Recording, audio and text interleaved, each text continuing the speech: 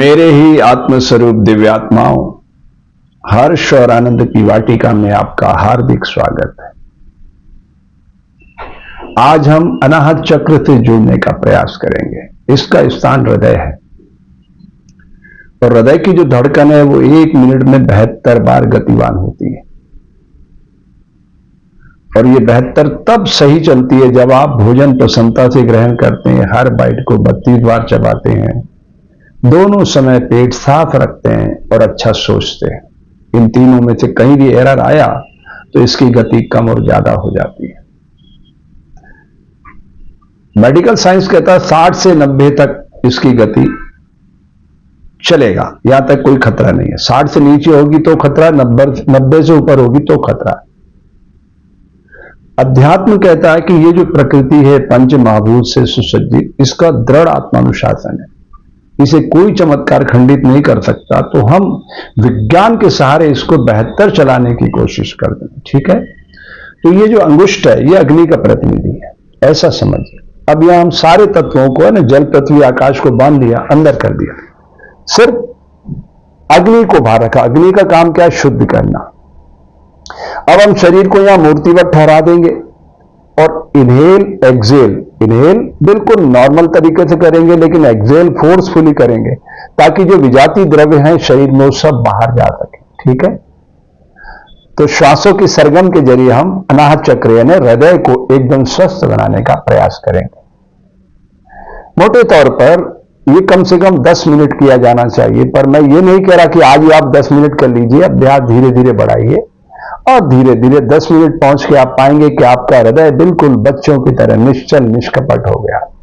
1 minute में इसकी जो बीट आ रही है वो 72 हो गई है। ठीक है, तो यात्रा शुरू करते हैं शरीर को मूर्तिवत ठहरा के। गहरी लंबी श्वास लेना और फिर प्रश्वास पूरी शक्ति से फेंकना है।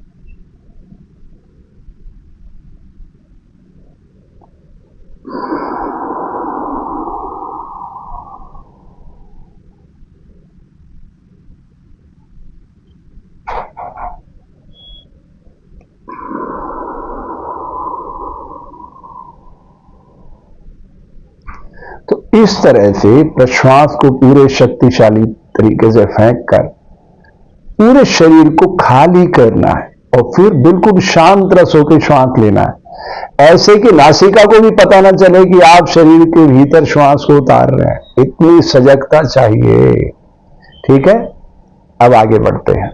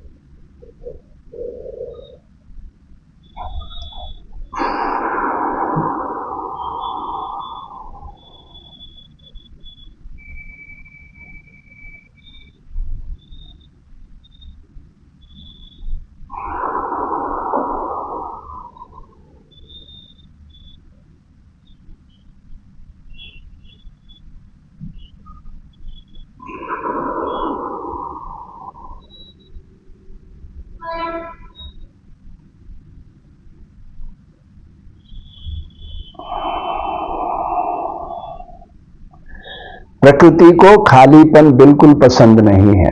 जैसे आप खाली करेंगे वो भर देगी। अब भरते समय आपको ये ध्यान रखना है कि आप क्या भर रहे हैं। कूड़ा करकट, हीरे मोती, पारस मणियां, ये आपका निर्णय है।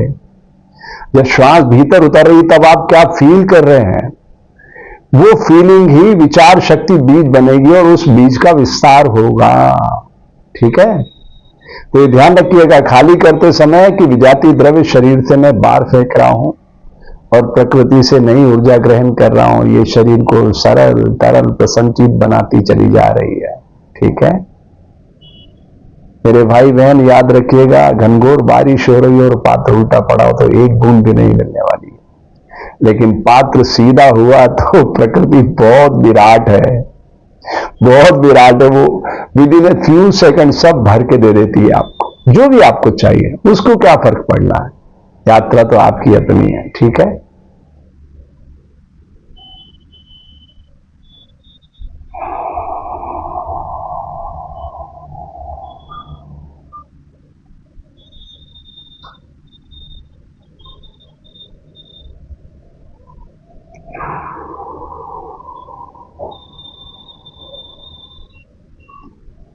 अब मैं पता है क्या कर रहा हूं, जब प्रश्वास छोड़ रहा हूं तो प्रार्थना कर रहा हूं कि सर्वे भवन्तु सुखिना, जगत के सब जीवों का कल्याण हो। और जब मैं प्रकृति से प्राण ले रहा हूं तो मैं उसकी कृतज्ञता ज्ञापित कर रहा हूं कि वो मुझे हर श्वास में नया जीवन दे रही है, बदलती चली जा रही। तो मैं उससे प्रार्थना कर रहा हूं क्या, कि मैं स्वस्थ हूं, मैं मस्त हूं, मैं आनंद चित्त हूं, और इस तरह से उस प्राण को भीतर उतार रहा हूं। और जब प्रश्वास बाहर फेंक रहा हूं तो सर्वे भवन्तु सुखिना, सर्वे सन्तु निरामया, सर्वे भद्राणि पश्यन्तु, मां कश्चित् दुर्भाग् भवेत्। हे प्रकृति, जगत के सब जीवों का आप तो कल्याण ही करती हैं, बस हमें सद्बुद्धि दो कि हम सही राह पे चल सके, है ना। अस्तो मां सद्गमया, तमसो मां ज्योतिर्गमया, मृत्युर्मां अमृतम गम्या। यही है ना भारतीय ऋषियों की परंपरा। तो भारतीय ऋषियों की परंपरा योग को आत्मसात करते समय उस पवित्र विचार को भी धारण करना है तो चमत्कार घटित हो जाएगा। ठीक है,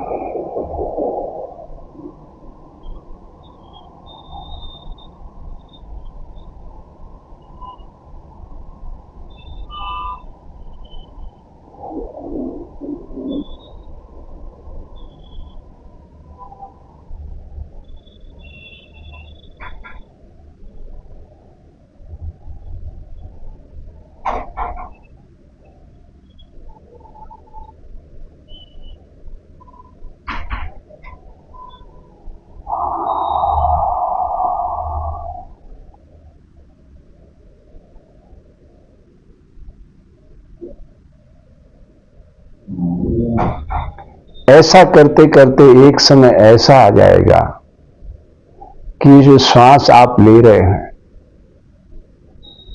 ऐसा स्वाद आपने कभी जिंदगी में किसी भी चीज में महसूस ही नहीं किया होगा।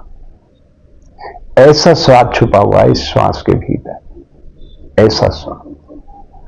प्रकृति ने पंच महाभूत को एकता के सूत्र में बांधकर मानव शरीर में प्रति 4 सेकंड में प्रवेश कराया है। हर जीव की अलग अलग वो है थ्योरी, सब जीवों की श्वास पद्धति अलग अलग है, यही तो प्रकृति का रहस्य है। तो भारतीय ऋषियों ने बहुत ही पवित्रता के साथ इसको न केवल समझा अपितु मानव जाति के कल्याण हेतु प्रस्तुत कर दिया। तो आओ हम भारत के ऋषियों की इस महान परंपरा को ठीक से समझकर जन जन के भीतर सुप्त विवेकानंद को जगाएं और एक सक्षम आरोग्य ऊर्जावान भारत के निर्माण में अपनी सहभागिता तय करें। ठीक है, तो इसकी समयावधि है 10 मिनट, पर मैं ये नहीं कह रहा कि आज ही आप 10 मिनट कर लीजिए, अभ्यास धीरे धीरे ही बढ़ाना चाहिए। लेकिन ये बहुत ही चमत्कारिक और लाभकारी प्रक्रिया है। इसमें मैंने 2 क्रियाओं को जोड़ा। श्वास लेते समय मैंने एलिफेंट को लिया और प्रश्वास छोड़ते समय मैंने श्वान को लिया। यानी 2, एक तो बहुत विराट और एक बहुत छोटा। एक स्वामी भक्ति के लिए जाना जाता है और एक मस्ती के लिए जाना जाता है। हाथी पद्मस्थ होता है ना, तो दोनों को मिलाया। ठीक है, आप प्रयोग करके देखिएगा। श्वास भीतर लेते समय एलिफेंट को फील करिए कि उसकी मस्ती मेरे भीतर आ रही है। वो कब आएगी? जब आप कहेंगे मैं स्वस्थ हूं, मैं मस्त हूं, मैं आनंद चित्त हूं। अब मैं कौन है? आत्मा। स्वस्थ कौन है? शरीर होता है। मस्त कौन होता है? मन होता है। और आत्मा आनंद चित्त है। उसको हमसे क्या लेना देना है? वो तो प्रकृति के कण कण में अपनी ऊर्जा को गतिशील करती चली जा रही है। तो प्रकृति के इस विहंगम दृश्य को अपने भीतर देखने के लिए हमें इस शरीर को मूर्तिवत ठहराना सीखना होता है। योग में और कसरत में यही फर्क है। कसरत में शरीर को हिलाना डुलाना होता है। ठीक है, वो अंग मजबूत तो हो जाते हैं, लेकिन मन से कोई संबंध नहीं कसरत का। मन को शांत करने के लिए योग करना होता है। जब मन शांत हो जाता तो बुद्धि अपना विराट स्वरूप दिखाती है। उसके पास हर प्रॉब्लम का सॉल्यूशन है। फिर चित्त है, फिर अहंकार है, फिर आत्मा है। ये कई चिमनियां इस शरीर के भीतर, अन्न में, प्राण में, मनो में, विज्ञान में, आनंद में। आप अपने शरीर को पढ़ो ना। सबसे पहले देखो त्वचा है। त्वचा के नीचे क्या है? चर्बी है। चर्बी के नीचे मांस है, फिर हड्डी है, फिर शिराएं हैं, उसमें रक्त बह रहा है। तो प्रकृति ने क्या अद्भुत संयोजन किया है। रक्त बह रहा है और रक्त रुका, खेल खत्म। उसी में तो ऑक्सीजन ने सवारी करना होती है। ठीक है, तो इस प्रयोग को जरूर करके देखिएगा। आपके मंगल की कामना करता हूं।